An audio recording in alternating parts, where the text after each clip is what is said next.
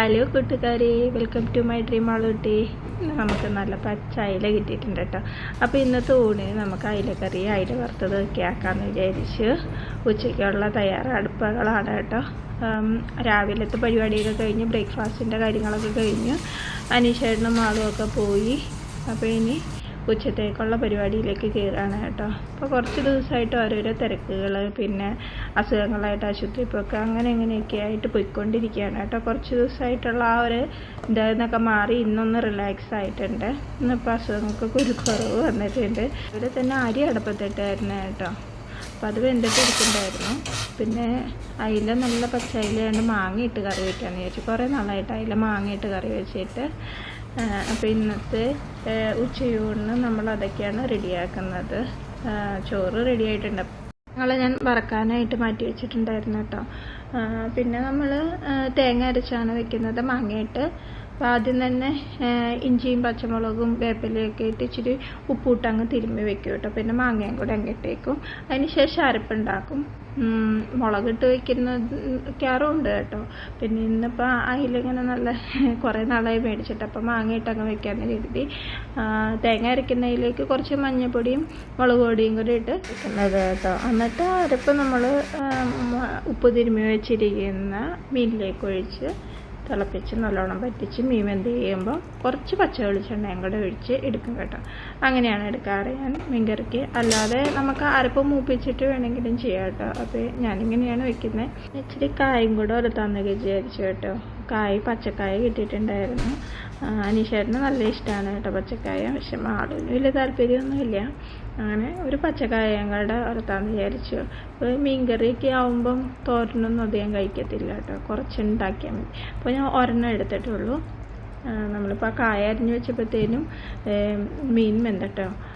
അത്യാവശ്യം നല്ലോണം പറ്റിയിട്ടുണ്ട്. കുറച്ച് പച്ച വെളിച്ചെണ്ണ ഇങ്ങനെ വെച്ചൊരു ടേസ്റ്റ് ഉണ്ടാവും കേട്ടോ. അപ്പോൾ അനീഷേട്ടന് കടുക് പൊട്ടിക്കണമൊന്നും ഇഷ്ടമില്ല. എൻ്റെ അച്ഛന് കടുക് പൊട്ടിക്കണായിട്ട് ഇഷ്ടം. അപ്പോൾ വീട്ടിൽ ഉണ്ടാക്കുമ്പോൾ അമ്മ ഇങ്ങനെ കടുക് പൊട്ടിക്കാറുണ്ടായിരുന്നു. ഇവിടെ അനീഷേട്ടന് ഇങ്ങനെ കടുക് പൊട്ടിക്കണ വലിയ ഇഷ്ടമില്ലാത്തതുകൊണ്ട് ഞാൻ പച്ച വെളിച്ചെണ്ണ ആയിട്ട് ഒഴിക്കാറ്. അപ്പോൾ മീൻകറി റെഡി ആയിട്ടുണ്ട്. കുറച്ചും കൂടെ ഒന്ന് ചട്ടിയിലിരുന്നും പറ്റുമല്ലോ, അപ്പോൾ റെഡി ആയിക്കോളും. വേവിക്കാനായിട്ട് വെച്ചിട്ടുണ്ടായിരുന്നു. ഇങ്ങനെ വെന്ത് വരുമ്പോഴത്തേന് ഇച്ചിരി മീൻ 2-3 കഷ്ണം മീനായിട്ട് എടുത്തിട്ടുള്ളൂ വറക്കാനായിട്ട്. അപ്പോൾ കൂടുതലും കറി വയ്ക്കുകയാണ് ചെയ്തത്. അപ്പോൾ ഇനി നമുക്ക് മീൻ വറക്കാനും കൂടെ ഉണ്ട് കേട്ടോ. മാളുവിൻ്റെ ലൊക്കേഷൻ എത്തിയിട്ടുണ്ട് കേട്ടോ. മിക്കവാറും മാളു ഇപ്പോൾ തന്നെ വരും. വന്നിട്ടുണ്ട്. ബെല്ലടി വെച്ചിട്ടുണ്ട്. മാളു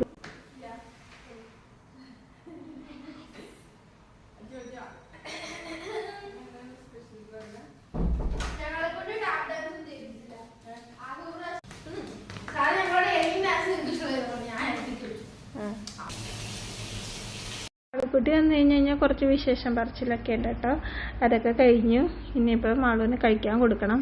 മാളു ഇന്ന് രാവിലെ ചപ്പാത്തി വെച്ചിട്ട് ഒരു സാൻഡ്വിച്ച് ഉണ്ടാക്കി കൊടുക്കുക കേട്ടോ. അപ്പോൾ രാവിലത്തെ പനീർ കറിയായിരുന്നു.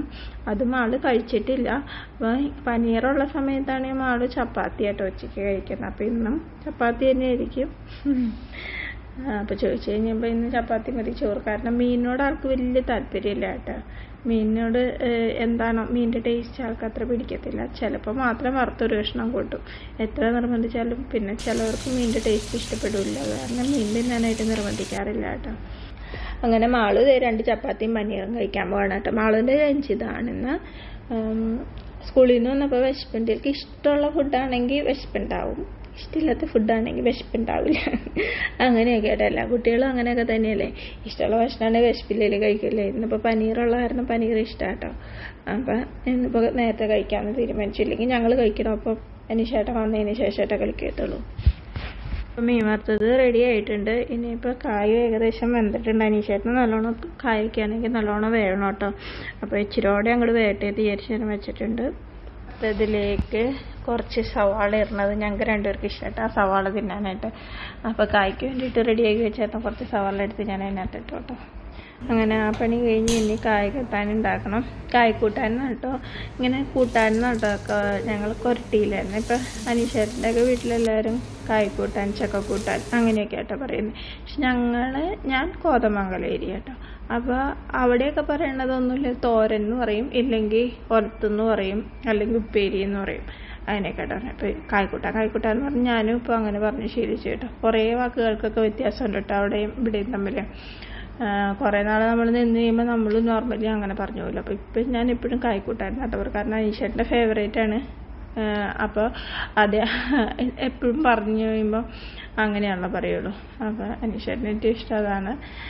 അപ്പോൾ നമ്മുടെ കായ്ക്കുട്ട റെഡി ആയിട്ടുണ്ട്. ഇനി ഒന്നും കൂടെ ഇരുന്നൊന്ന് സെറ്റായി കഴിയുമ്പോൾ ഓക്കെ ആവും. അപ്പോൾ ഇന്നത്തെ ലഞ്ചിൻ്റെ പ്രിപ്പറേഷനൊക്കെ അതേ ഇത്രയേ ഉള്ളൂ. ഇനി ചെറിയ ക്ലീനിങ്ങും കാര്യങ്ങളും ഒക്കെ അതൊക്കെ കഴിഞ്ഞ് ഉച്ചത്തെ പണി കഴിഞ്ഞു. തുടയ്ക്കലും കാര്യങ്ങളൊക്കെ ഇന്നലെ കഴിഞ്ഞായിരുന്നു കേട്ടോ. അത് കാരണം ഇന്നിപ്പോൾ തുടയ്ക്കലില്ല. തൂത്തുവാരണത് പരിപാടിയൊക്കെ ഇതിൻ്റെ ഇടയിൽ കഴിഞ്ഞായിരുന്നു. പിന്നെ ഇനിയിപ്പോൾ വേറെ പ്രത്യേകിച്ച് പരിപാടികളൊന്നുമില്ല. രാവിലത്തെ എല്ലാ പണികളും കഴിഞ്ഞു. അടുക്കള പണി കഴിയുമ്പോഴത്തേനും കറക്റ്റായിട്ട് ഏകദേശം അനീഷേട്ടൻ വരും കേട്ടോ. അത് ഇന്നിപ്പം വന്നു. ഇപ്പം ഇച്ചിരി താമസിച്ചാണ് വരുന്നത്. ഇപ്പം 2-3 ദിവസമായിട്ട് ഇച്ചിരി തിരക്കാണ്. അനീഷേട്ടൻ വന്നു കഴിഞ്ഞാൽ നമ്മൾ ചോറുണ്ണലൊക്കെ കഴിഞ്ഞ് കുറച്ച് നേരം റെസ്റ്റ് എടുക്കും. അതേ അനീഷേട്ടൻ ഓഫീസിൽ പോകും. ഒരു 1/2 മണിക്കൂറൊക്കെ ഇരിക്കാനുണ്ടാവും. ആ സമയത്ത് ഞങ്ങൾ ചെന്ന് TV ഒക്കെ കണ്ട് ഇച്ചിരി മധുരമൊക്കെ കഴിച്ചിരിക്കും. മാളും ഒരു 11:45 ആയപ്പോൾ കഴിച്ചായിരുന്നു. ഇനിയിപ്പോൾ കഴിക്കില്ല കേട്ടോ. ഇനിയിപ്പോൾ 4 മണിക്ക് എന്തെങ്കിലും നമ്മൾ പലഹാരം ഉണ്ടാക്കി കഴിഞ്ഞാൽ ചായയും കൂട്ടി അത് കഴിക്കലേ ഉണ്ടാവുള്ളൂ. അപ്പോൾ ഇന്നത്തെ നമ്മുടെ ചെറിയ വിശേഷങ്ങളും ചെറിയ പാചകമൊക്കെ ഈ വീഡിയോ ഇവിടെ തീരുകയാണ്. ഇത്രയൊക്കെ ഉള്ളൂ ഇന്നത്തെ വിശേഷങ്ങൾ. ഇന്നത്തെ വീഡിയോ ഇത്രയേ ഉള്ളൂ. ചെറിയ വിശേഷങ്ങളൊക്കെ അടങ്ങി ചെറിയ വീഡിയോ ഇഷ്ടപ്പെട്ടിട്ടുണ്ടെങ്കിൽ എല്ലാവരും സബ്സ്ക്രൈബ് ലൈക്കൊക്കെ ചെയ്ത് സപ്പോർട്ട് ചെയ്യണേ.